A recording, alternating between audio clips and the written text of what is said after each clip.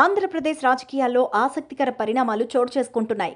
ముఖ్యంగా వైఎస్ జగన్ అసెంబ్లీకి హాజరు కాని వ్యవహారంపై వివాదం కొనసాగుతోంది. పులివెందుల ఎమ్మెల్యేగా జగన్ వరుసగా 60 రోజుల పాటు అసెంబ్లీకి గైర్హాజరైతే ఆయన సభ్యత్వం రద్దవుతుందని AP assembly deputy speaker Raghuramakrishnamraju పేర్కొన్నారు.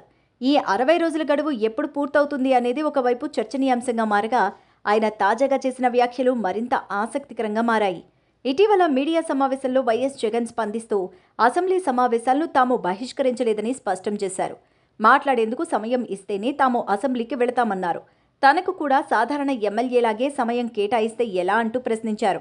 ప్రతిపక్ష హోదా లభిస్తే చంద్రబాబుకు ఇచ్చినంత సమయం తమకు కూడా ఇవ్వాల్సి ఉంటుందని జగన్ అభిప్రాయపడ్డారు. అయితే ఈ హోదా ఇవ్వకుండా ఉంచడంలోనే అసలు సమస్య ఉందన్నారు. ఈ విషయంలో ఇప్పటికే కోర్టును ఆశ్రయించామని, అయితే అసెంబ్లీ స్పీకర్ మాత్రం దీనిపై స్పందించట్లేదన్నారు. ఈ నేపథ్యంలో తాజాగా రఘురామకృష్ణంరాజు మరోసారి స్పందించారు. స్పీకర్ అయ్యన్న పాత్రుడితో కలిసి లోక్సభ స్పీకర్ ఓం బిర్లాను ఢిల్లీలో కలిసిన అనంతరం వైసీపీ నేతలపై వ్యంగ్యాస్త్రాలు సంధించారు. అసెంబ్లీలో చంద్రబాబుకు ఇచ్చిన సమయాన్ని తమకు కూడా ఇవ్వాలని వైసీపీ కోరడాన్ని ఆయన ఆశ్చర్యంగా అభివర్ణించారు. ఏపీ అసెంబ్లీలో ప్రతిపక్ష హోదా పొందేందుకు కనీసం 18 మంది ఎమ్మెల్యేలు ఉండాలనే నిబంధన ఉందని, వైసీపీకి ఆ సంఖ్య లేకపోవడంతో హోదా దక్కదంటూ స్పష్టం చేశారు. అంతేకాదు, రాజ్యాంగంలోని ఆర్టికల్ 190(4) ప్రకారం ఎమ్మెల్యే అనుమతి లేకుండా 60 రోజుల పాటు అసెంబ్లీకి హాజరు కాకుంటే ఆయన సభ్యత్వం కూడా రద్దవుతుందని రఘురామ గుర్తు చేశారు. చట్టాన్ని అమలు చేయాల్సిన బాధ్యత స్పీకర్, డిప్యూటీ స్పీకర్లదేనని తెలిపారు. కానీ ఇప్పటివరకు వైఎస్ జగన్ సహా వైసీపీ ఎమ్మెల్యేలు ఎవరూ అనుమతి కోసం దరఖాస్తు చేసుకోలేదన్నారు. 60 రోజులు గడువు దాటిన తర్వాత కూడా సెలవు కావాలనుకుంటే అదనపు అనుమతి కోరుతూ లేఖ ఇవ్వాల్సి ఉంటుందని తెలిపారు. కానీ ఇప్పటివరకు జగన్ ఒక లీవ్ లెటర్ కూడా సమర్పించలేదని వెల్లడించారు. దీంతో ఆ 60 రోజుల గడువు పూర్తయిన తర్వాత ఏ నిర్ణయం తీసుకుంటారో అనే అంశంపై చర్చ మొదలైంది. ఒకవేళ జగన్ సహా వైసీపీకి చెందిన 11 మంది సభ్యత్వం రద్దయితే ఉప ఎన్నికలు తప్పవంటూ చెప్తున్నారు. అసెంబ్లీలో ప్రతిపక్ష హోదా అనేది వైసీపీకి దక్కే పరిస్థితే లేదని, ఈ విషయం ఖరారైపోయిందని రఘురామ వ్యాఖ్యల ద్వారా స్పష్టమవుతోంది. ఈ పరిణామాలు ఏ విధంగా మారతాయో వేచి చూడాలి. మరి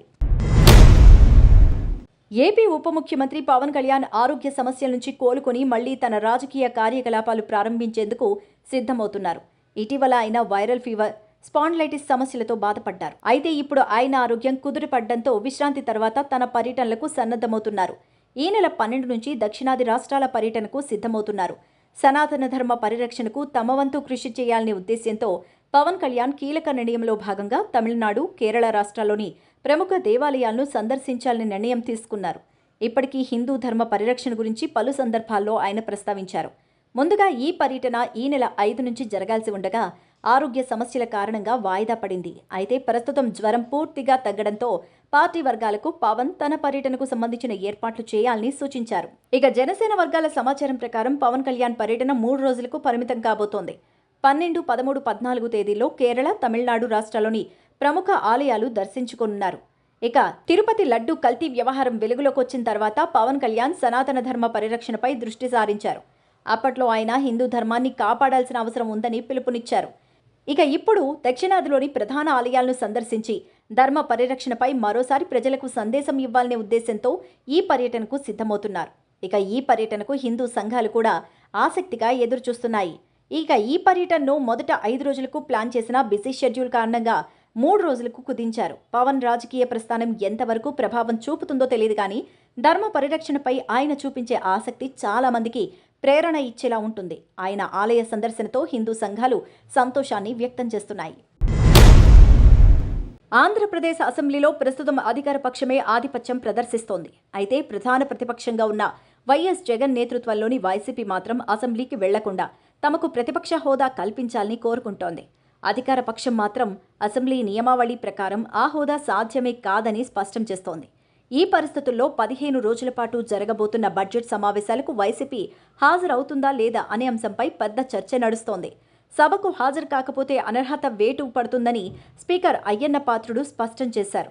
ఇక ప్రతిపక్ష నేత హోదా ఉంటేనే సభలో ఎక్కువ సమయం దక్కుతుందని, ముఖ్యమంత్రి, మంత్రులు మాట్లాడిన తర్వాత వారికి కౌంటర్ చేయడానికి అవకాశం ఉంటుందని చెప్తున్నారు వైఎస్ జగన్మోహన్ రెడ్డి. కానీ ప్రస్తుతం వైసీపీ ఎమ్మెల్యేలకు అలాంటి అవకాశం రాకపోవచ్చు.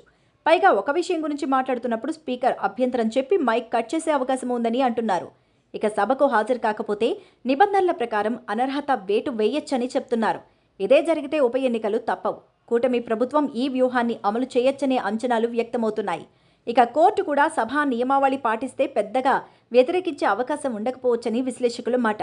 ఈ క్రమంలో జగన్ పార్టీ ముఖ్య నేతలతో ఈ నెల 12న సమావేశం నిర్వహించబోతున్నారు.